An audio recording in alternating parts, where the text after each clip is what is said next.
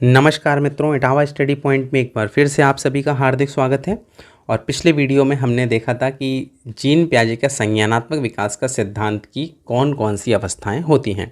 यानी कि हमने जीन पियाजे के संज्ञानात्मक विकास के सिद्धांत के अंतर्गत हमने उनकी शब्दावलियों को समझा और उसके बाद हमने उनकी 4 अवस्थाओं को समझा जो कि उन्होंने संज्ञानात्मक विकास के सिद्धांत के लिए बताई थीं।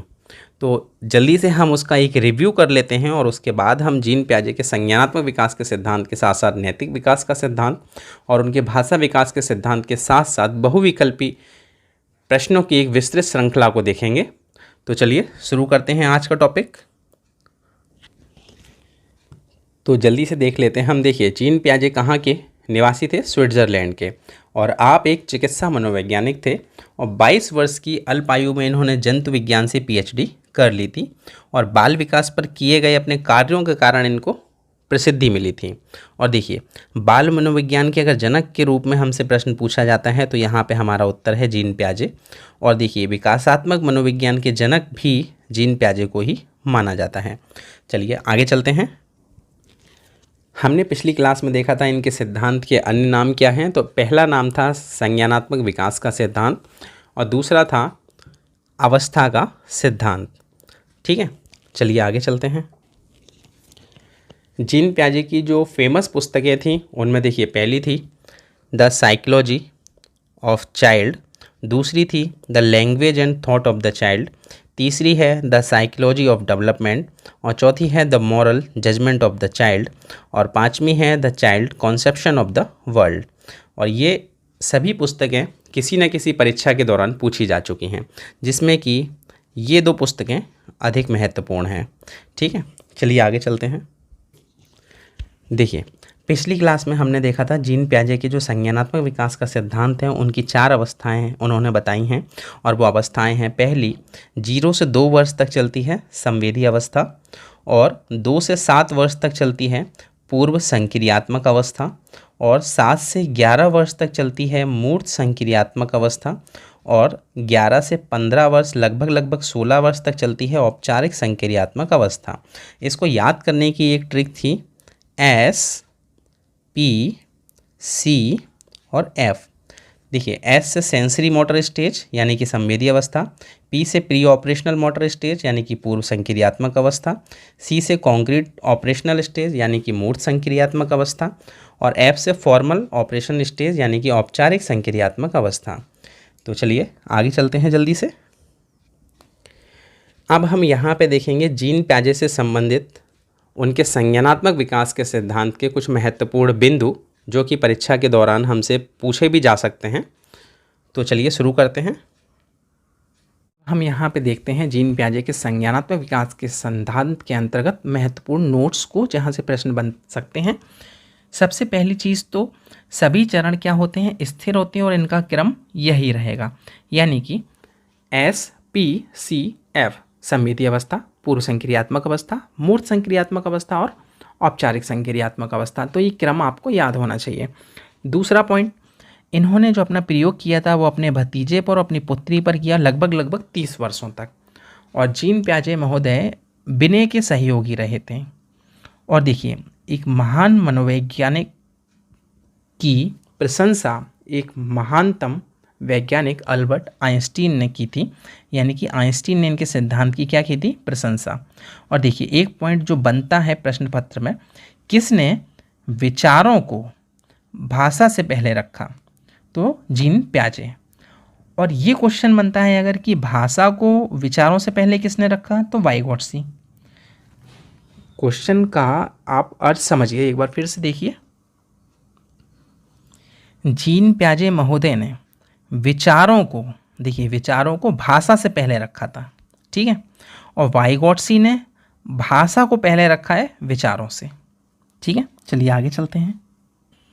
अब हम जीन पियाजे के सिद्धांत की बात कर रहे हैं, संज्ञानात्मक विकास के सिद्धांत की हमने बात कर ली, पर जीन पियाजे का एक सिद्धांत और है, भाषा विचार का सिद्धांत या भाषा विकास का सिद्धांत। ठीक है, तो इनकी जो भाषा विकास का सिद्धांत है इसमें अहम केंद्रित भाषा, इस पर बल दिया है और समाजीकृत भाषा पर बल दिया है। और यह सिद्धांत इनका language and thought of the child से लिया गया है। अगर ये पूछा जाए कि जीन पियाजे का भाषा विकास का सिद्धांत किस पुस्तक से लिया गया है, तो language and thought of the child से, जिसमें इन्होंने अहम केंद्रित भाषा और सामाजिकृत भाषा पर बल दिया है। चलिए आगे चलते हैं। देखिए, जीन पियाजे ने संज्ञानात्मक विकास के सिद्धांत के साथ साथ विकासात्मक मनोविज्ञान और शिक्षण मनोविज्ञान प्रतिमान के जनक भी माने जाते हैं। यानी कि अगर हमसे प्रश्न पूछे संज्ञानात्मक विकास के सिद्धांत के जनक जीन पियाजे, पर शिक्षण मनोविज्ञान प्रतिमान के जनक भी जीन पियाजे ही हैं। और देखिए, जीन पियाजे ने नैतिक विकास के सिद्धांत के अंतर्गत 3 अवस्थाएं दी हैं।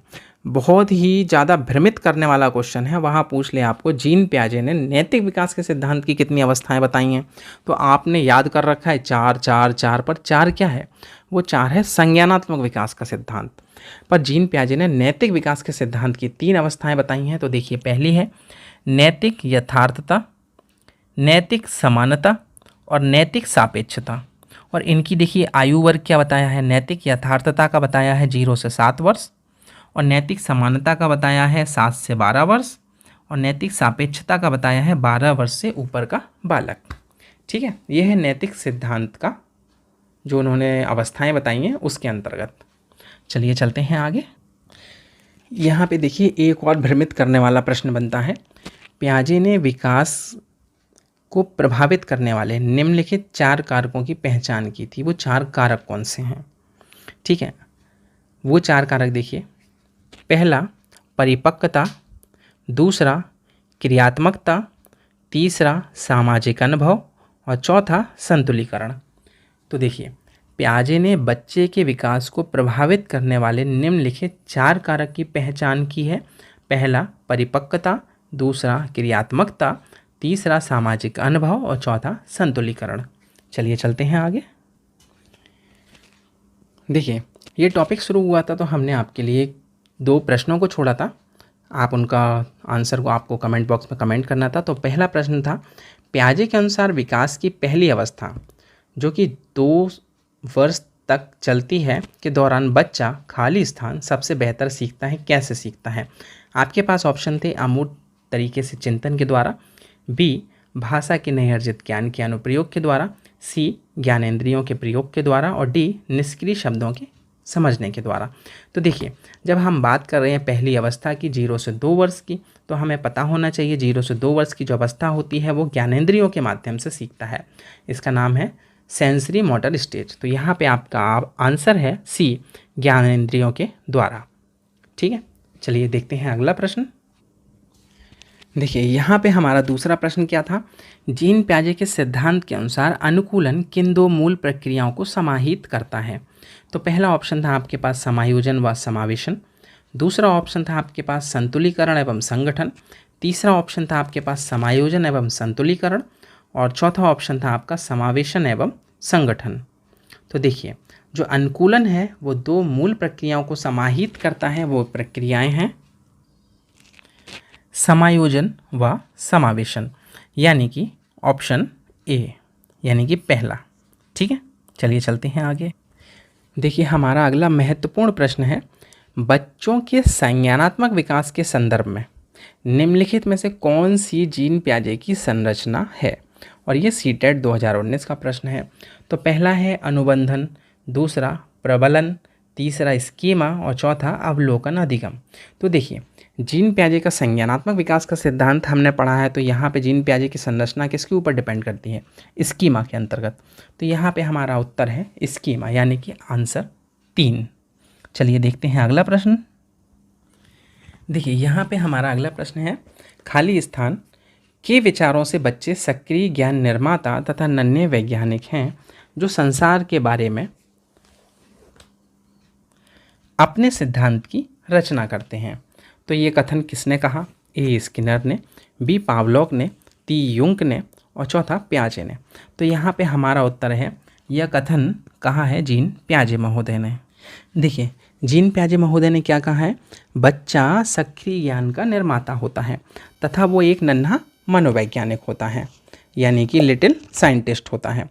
ठीक है, अब देखिए, इन्होंने क्या कहा है कि बच्चे जो हैं संसार के बारे में अपनी समझ की जो रचना है वो सक्रिय रूप से करते हैं, यानी कि उन्होंने एक चीज़ और कहा है कि जो बालक होते हैं वो एक्टिविटी के माध्यम से सीखते हैं। और अगर कोई क्वेश्चन बनता है, प्रश्न बनता है, तो वो ये बनता है, बच्चों की जो सोच होती है वो वयस्कों से भिन्न होती है। ठीक है, वो किसने कहा है? तो कहा है जीन प्याजे महोदय ने। और एक और अगर प्रश्न बनता है तो ये बनता है, जो चिंतन है वो किसके अनुसार विभाजित किया जाता है? तो जीन प्याजे ने जो चिंतन है वो आयु के वर्ग के अनुसार विभाजन किया है, जैसे कि संवेदी अवस्था, पूर्व संक्रियात्मक अवस्था, मूर्त संक्रियात्मक अवस्था या औपचारिक संक्रियात्मक अवस्था आपने देखी तो वो आयु में बटी हुई हैं। तो चिंतन को उन्होंने आयु के अनुसार विभाजित किया है। और जीन प्याजे ने एक बालक को, एक बच्चे को एक्टिव लर्नर माना है। ठीक है, यानी कि सक्रिय सीखने वाला। ठीक है, ये प्रश्न सभी जीन प्याजे के सिद्धांत से बनते हैं, तो मैंने आपको एक संक्षिप्त परिचय दे दिया। चलिए चलते हैं आगे प्रश्न की तरफ। चलिए देखते हैं हम अगला प्रश्न। प्याजे के अनुसार 2 से 7 वर्ष के बीच एक बच्चा संज्ञानात्मक विकास की खाली स्थान किस अवस्था में होता है? तो पहला ऑप्शन है आपके पास पूर्व संक्रियात्मक अवस्था, दूसरी औपचारिक संक्रियात्मक अवस्था, तीसरी मूर्त संक्रियात्मक अवस्था और चौथी संवेदी गाम्य अवस्था। तो यहाँ पे आपका आंसर होना चाहिए 2 से 7 वर्ष। कब होता है ये बताइए? पूर्व संक्रियात्मक अवस्था में। औपचारिक संक्रियात्मक अवस्था कब चलती है बताइए? 11 से 16। और मूर्त संक्रियात्मक चलती है आपकी 7 से 11। और संवेदी गाम्य अवस्था चलती है आपकी 0 से 2 वर्ष तक। ठीक है, चलिए चलते हैं आगे। यहाँ पे हमारा एक अगला प्रश्न है। एक घोड़े को देखकर एक 3 वर्षीय बालिका चकित होकर बोली, वाह इतना बड़ा कुत्ता। जीन प्याजे के संज्ञानात्मक विकास के सिद्धांत के अनुसार बालिका की यह प्रतिक्रिया निम्न में से किसका उदाहरण है?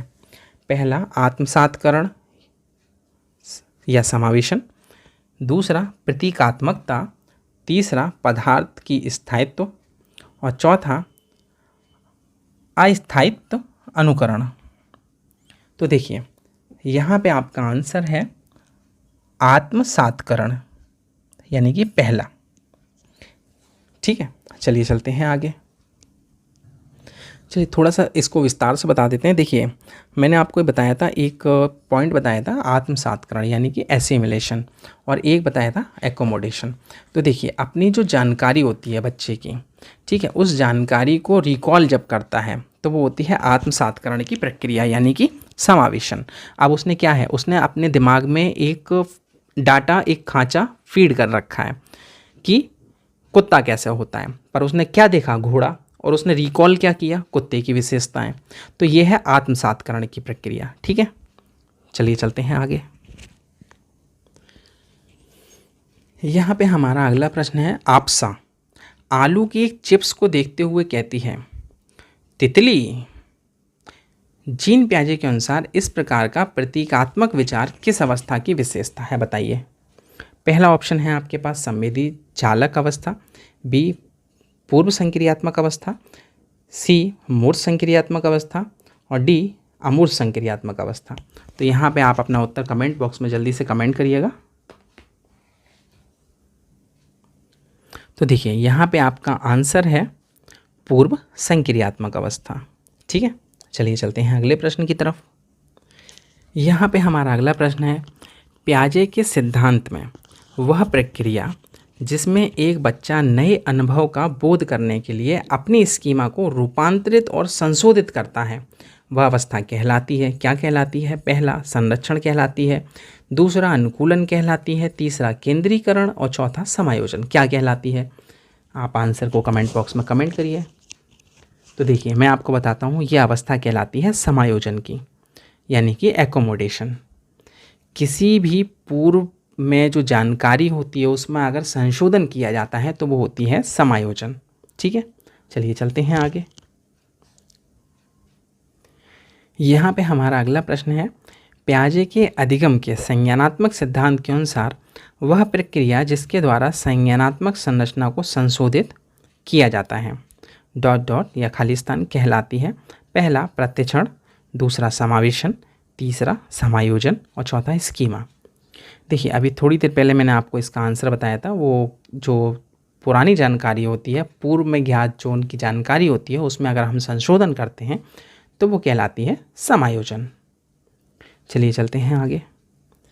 यहाँ पे हमारा अगला प्रश्न है, पूर्व संक्रियात्मक अवस्था में कौन सी संज्ञानात्मक क्षमता आती है? ए या पहला अमूर्त सोच की क्षमता आती है, दूसरा लक्ष्य निर्देशित व्यवहार की क्षमता आती है, तीसरा दूसरे का नज़रिया लेने की क्षमता आ जाती है, और चौथा परिकल्पनात्मक निगमनात्मक सोच की क्षमता आ जाती है। तो देखिए, पूर्व संक्रियात्मक अवस्था के अंतर्गत जो हमारी क्षमता है वो आती है लक्ष्य निर्देशित व्यवहार की क्षमता। ठीक है, चलिए चलते हैं अगले प्रश्न की तरफ। हमारा यहाँ पे अगला प्रश्न है, किस अवस्था में बच्चे वस्तु स्थायित्व की समझ को बना लेते हैं परंतु यह नहीं समझ पाते कि क्रियाएं अपरिवर्तनीय हैं और उनके जो निर्णय हैं चीज़ों की मौजूदा दिखावट पर निर्भर करते हैं? तो पहला संवेदी चालक अवस्था, दूसरा पूर्व संक्रियात्मक अवस्था में, तीसरा मूर्त संक्रियात्मक अवस्था में और चौथा अमूर्त संक्रियात्मक अवस्था में। तो देखिए, जो वस्तु स्थायित्व की जो समझ है वो आ जाती है हमारी संवेदी चालक अवस्था में, संवेदी गाम्य अवस्था में, यानी कि पहली अवस्था में। ठीक है, चलिए देखते हैं यहाँ पे हमारा अगला प्रश्न। प्याजे के अनुसार संज्ञानात्मक विकास की वह अवस्था जिसमें बालक वस्तु स्थायित्व प्रदर्शित करता है? ए औपचारिक संक्रियात्मक अवस्था, दूसरा मूर्त संक्रियात्मक काल में, सी पूर्व संक्रियात्मक काल में और डी इंद्रिय गतिक काल में। तो देखिए, वस्तु स्थायित्व का जो गुण होता है वो आता है इंद्रिय गतिक काल में, यानी कि संवेदी अवस्था के अंतर्गत। ठीक है, चलिए चलते हैं अगले प्रश्न की तरफ। देखिए, यहाँ पे हमारा अगला प्रश्न है, एक 5 वर्ष का जो बच्चा है यह तर्क करने में विफल रहता है कि जब पानी को एक लंबे और संकीर्ण गिलास से चौड़े बर्तन में अगर हम स्थानांतरित करते हैं तो पानी की मात्रा समान रहती है। प्याजे के अनुसार इसका क्या कारण है? तो पहला, वह बच्चा प्रतिवर्ती सोच नहीं रखता, दूसरा वह लक्ष्य निर्देशित व्यवहार नहीं कर सकता, तीसरा वह प्रतीकों का इस्तेमाल नहीं कर सकता, चौथा वह नकल नहीं करता। तो देखिए, यहाँ पे हमारा उत्तर है वह प्रतिवर्ती सोच नहीं रखता, यानी कि वह आगे जो बिंदु सोचने का निकल चुका उसे वापस बिंदु पर नहीं लौट पाता, यानी कि अविलोमिता का गुण। ठीक है, चलिए चलते हैं अगले प्रश्न की तरफ। यहाँ पे हमारा अगला प्रश्न है, किस अवस्था में बच्चा वैज्ञानिक ढंग से अमूर्त चिंतन करने लगता है? तो पहला ऑप्शन है संवेदी अवस्था, दूसरा है पूर्व संक्रियात्मक अवस्था, तीसरा है मूर्त संक्रियात्मक अवस्था और चौथा है हमारा अमूर्त संक्रियात्मक अवस्था। तो देखिए, जब हम सीधा सीधा प्रश्न पूछ रहे हैं बच्चा वैज्ञानिक ढंग से अमूर्त चिंतन करने लगता है, तो यहाँ पे हमारा आंसर ही अमूर्त चिंतन है, तो अमूर्त संक्रियात्मक अवस्था होना चाहिए। तो हमारा आंसर है यहाँ पे डी, यानी कि चौथा। चलिए चलते हैं अगले प्रश्न की तरफ। देखिए, यहाँ पे हमारा अगला प्रश्न है, बच्चों में जो बौद्धिक विकास की 4 विशिष्ट अवस्थाओं की पहचान किसने की? पहला कोहलबर्ग द्वारा, दूसरा एरिक्सन द्वारा, तीसरा स्किनर द्वारा और चौथा प्याजे के द्वारा। तो देखिए, बच्चों में जो बौद्धिक विकास की 4 विशिष्ट अवस्थाओं की जो पहचान की है वो की है जीन प्याजे ने, यानी कि ऑप्शन 4 हमारा सही है। चलिए चलते हैं अगले प्रश्न की तरफ। देखिए, यहाँ पे एक बहुत ही महत्वपूर्ण प्रश्न है जो कि पेडागोजी से संबंधित भी है, सीटेट से जुड़ा हुआ है। एक जो बच्ची है उसके पिता चहलकदमी करा रहे हैं। ठीक है, अब बच्चा जानता था कि चिड़िया जैसी कोई चीज़ होती है, परंतु उसने कभी पतंग को नहीं देखा था। अब पतंग को देख करके बच्चा कहता है चिड़िया को तो देखो, चिड़िया को तो देखो। उसके पिता ने कहा बेटा यह पतंग है।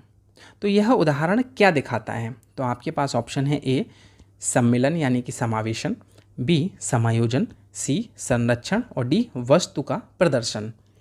तो यहाँ पे आप अपना आंसर कमेंट बॉक्स में कमेंट करिए जल्दी से। तो देखिए, यहाँ पे हमारा आंसर है सम्मिलन यानी कि समावेशन यानी कि एसिमिलेशन, यानी कि उसने क्या है चिड़िया को देखा है, उसने चिड़िया के बारे में अपना एक मॉडल अपने दिमाग में फिट कर रखा है, तो उसने वही बोला चिड़िया।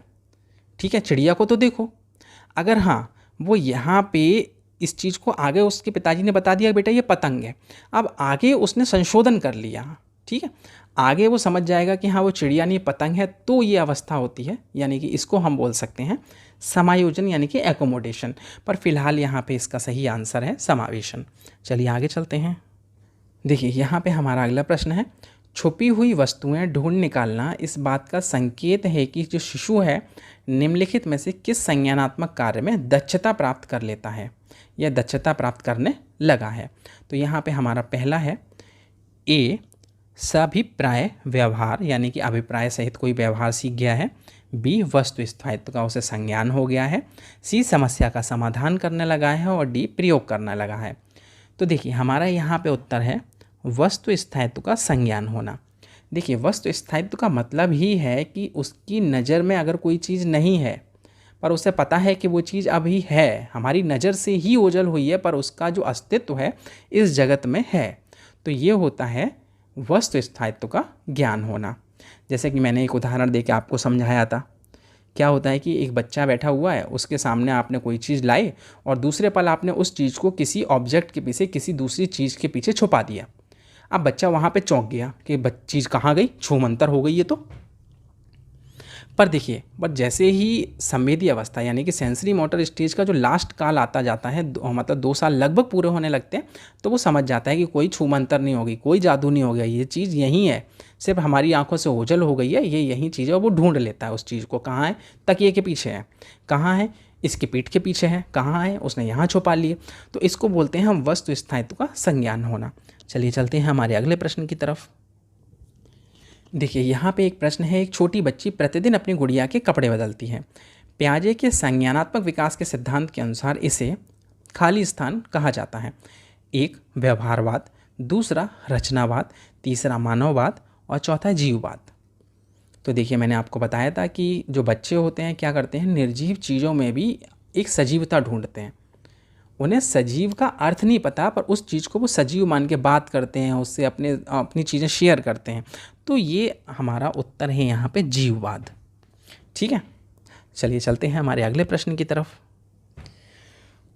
देखिए हमारे यहाँ पे अगला प्रश्न है, सूर्य बच्चों के साथ साथ चलता है और उसके मुड़ने का अनुकरण करता है और बच्चों की बातें सुनता है। यह कथन बालक की किस लक्षण की ओर इंगित करता है? ए, परा अहम केंद्रिता, बी, केंद्रिता, सी, सजीव चिंतन यानी कि जीववाद और डी, वस्तु स्थायित्व। तो देखिए ये जो है ये सजीव चिंतन है, बच्चे की तरफ से ये जीववाद है। ठीक है, तो यहाँ पे हमारा आंसर है सी। चलिए चलते हैं अगले प्रश्न की तरफ। यहाँ पे हमारा अगला प्रश्न है, पियाजे के अनुसार कौन से 4 तत्व विकास को प्रभावित करते हैं? ठीक है, पहला परिपक्वता, क्रियात्मकता, सामाजिक अनुभव और संतुलीकरण। दूसरा संगठन, संतुलीकरण, अनुकूलन, सांस्कृतिक उपकरण। तीसरा संस्कृति, भाषा, सामाजिक अंतःक्रिया, सहपाठी, पठन। और चौथा सकारात्मक और नकारात्मक पुनर्बलन, सजा का प्रस्तुतिकरण और निवारण। तो यहाँ पे हमारा उत्तर है, देखिए पियाजे ने जो विकास को प्रभावित करने वाले 4 तत्व बताए थे, वो 4 तत्व थे परिपक्वता, क्रियात्मकता, सामाजिक अनुभव और संतुलीकरण यानी कि पहला। ठीक है, देखिए विकास को प्रभावित करने वाले पियाजे के अनुसार यही 4 तत्व हैं। आप इनको याद कर लीजिए, नोट डाउन कर लीजिएगा। चलिए चलते हैं आगे। देखिए यहाँ पे हमारा अगला प्रश्न है, किस मनोवैज्ञानिक के अनुसार सीखने का मतलब ज्ञान निर्माण करना है? और ये ऑप्शन आपके पास हैं, स्किनर, बी पियाजे, सी थॉर्नडाइक और डी वाइगोट्स्की। तो यहाँ पे हमारा उत्तर है, हम लोग अभी जीन पियाजे का संज्ञानात्मक विकास का सिद्धांत पढ़ रहे हैं, तो इसका मतलब है कि हमारा आंसर है जीन पियाजे। चलिए चलते हैं आगे। यहाँ पे हमारा आखिरी प्रश्न है, पियाजे के संज्ञानात्मक सिद्धांत के अनुसार वह प्रक्रिया जिसके द्वारा संज्ञानात्मक संरचना को संशोधित किया जाता है। एक बार फिर से आप ध्यान दीजिए प्रश्न पे, जिसके द्वारा संज्ञानात्मक संरचना को संशोधित किया जाता है। आपके पास ऑप्शन है, ए प्रतिक्षण, बी समायोजन, सी समावेशन और डी स्कीमा। तो देखिए यहाँ पे हमारा उत्तर है समायोजन, यानी कि पूर्व में सीखी गई बात को, पूर्व में सीखे गए ज्ञान को अगर हम संशोधित करते हैं तो वो है समायोजन यानी कि एकोमोडेशन। ठीक है, अगर हम पूर्व में सीखी गई बात को रिकॉल करते हैं, बाद में उसको हम पुनः से उसको याद कर लेते हैं, तो वो होता है समावेशन। चलिए आज की संज्ञानात्मक विकास के सिद्धांत की जीन पियाजे की क्लास आपको कैसी लगी, एक बार कमेंट करके हमें ज़रूर बताइएगा। धन्यवाद।